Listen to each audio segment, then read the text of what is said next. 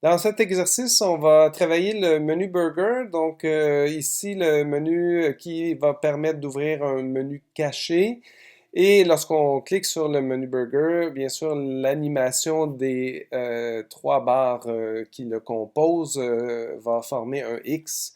Et donc, on va pouvoir ensuite recliquer sur le X pour fermer le menu. Donc, si on débute avec la page menu fermé, on peut tout de suite voir ici, on a un bouton invisible, c'est-à-dire un carré qui correspond à une surface sélectionnable facilement, donc toujours dans le but de tester sur un cellulaire. Donc, si on veut cliquer avec un pouce, le standard Apple 44 par 44, dans ce cas-ci, j'ai mis 60 par 60, qui est amplement. Et dans les dossiers trois lignes, donc c'est groupé, j'ai groupé les trois filets, pain du haut, viande et pain du bas, donc pour un burger.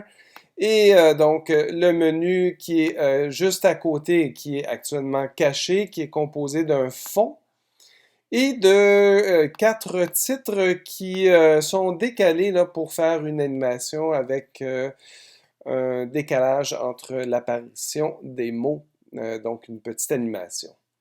Alors, ça complète. Et le reste, c'est le contenu de la page. Donc, le menu, vu que les calques sont placés complètement en haut dans la liste des éléments, alors tout ça va s'ouvrir en avant-plan du contenu de la page.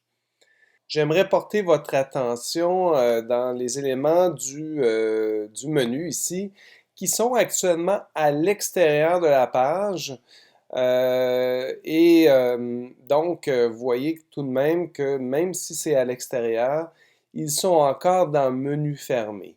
Mais pour réaliser ça, pour que cet élément menu soit considéré comme un élément qui appartient à la page menu fermé, il faut venir ici dans Prototype et avoir fait une navigation. Alors là, si je vous le démontre parce que je l'ai fait auparavant, donc si je fais une navigation vers menu ouvert, on va dans ce cas-ci toujours fonctionner avec animation automatique, accélération, décélération 1 seconde. Puis, donc, je vais pouvoir ensuite retourner dans Design, sélectionner l'ensemble des composantes de la page, copier. Je vais aller ensuite dans Menu ouvert et je vais coller le tout. Remarquez que l'élément est groupé. Je vais juste ouvrir, sélectionner le menu Burger, aller dans Prototype et refaire une navigation inverse. Alors, en faisant cette navigation-là, ça permet de dire à l'ensemble de la page, tout ce qui est dans la page, là, laisse-le dans la page. Alors, si je prends maintenant, et c'est vraiment important, là, si on retourne à menu fermé, vous voyez, il n'y a pas de groupe.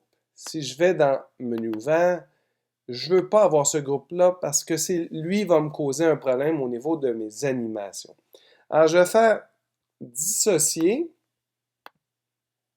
Et on peut voir que les éléments du menu, ce qui est à l'extérieur de la page, font partie de la page menu ouvert. Alors là, ça me permet, dans menu ouvert, de prendre, je vais retourner dans le Zen, donc menu ouvert, je vais sélectionner donc les éléments du menu, je vais venir placer le menu en avant-plan. Ensuite, prendre chaque bouton. Oh, excusez, je vais plutôt ouvrir. Donc, formation. Je vais venir aligner formation ici. Expertise. Et contact. Et donc, mes éléments sont en place. Il me reste à animer les éléments du burger. Donc, je vais me rapprocher ici là, pour voir de plus près.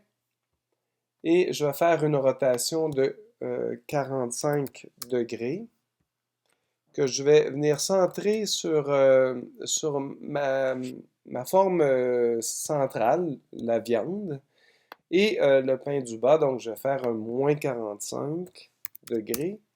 que je vais venir placer au centre de la viande. Puis, donc la viande, je vais la sélectionner et je vais simplement mettre une opacité à 0, ce qui me donne mon X. Donc, le tout est animé. Il me reste à faire un test. Je vais dans Prototype, donc je fais mon test, j'ouvre et l'animation se fait simplement. Alors, ça complète l'animation du menu burger.